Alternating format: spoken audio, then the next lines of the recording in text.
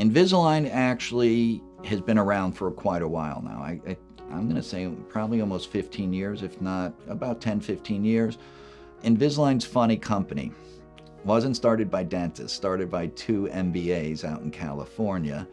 They were only used by orthodontists for the first 5 years, and it was very rudimentary. It was a good concept, but they hadn't worked out the details. So initially the orthodontists embraced it and then shied away from it because we just knew there were better results. Then Invisalign went to the general dentist and offered it to them.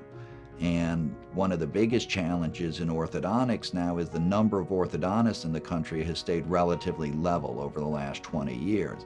But we have like 40,000 more orthodontic providers because almost every general dentist does Invisalign. The difference is, they only have one tool.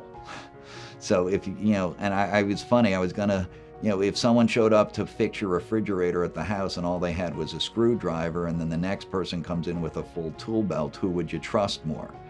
Now, Invisalign in the last 5 years has made tremendous progress, and really there's a few limitations, but they've really come a long way, and it does provide an option for people who are concerned about the braces and don't want it. It does provide a different challenge for some people because now we put the control completely in the patient's hands. And we try to explain to them the limitations. They have to wear that tray 20 to 22 hours a day. And they have to be dedicated to it. And some people, it's funny, the kids all come in asking for it, and you would think, and I tell anyone, whoever goes into a partnership with an adolescent and expects them to do what they say they're gonna do should have their head examined. So what we try to do is protect the teenagers from themselves, and I also check very carefully with the parents to make sure that this is a child or young adult that will follow through on what they say they're gonna do.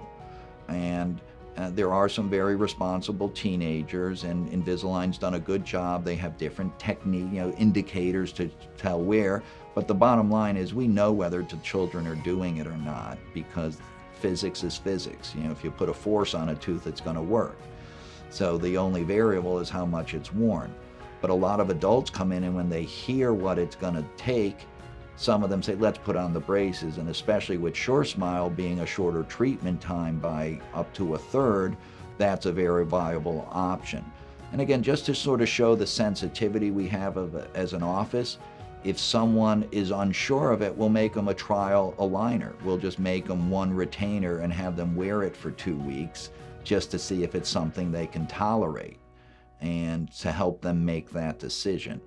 So again, it really goes back to being in partnership with the people.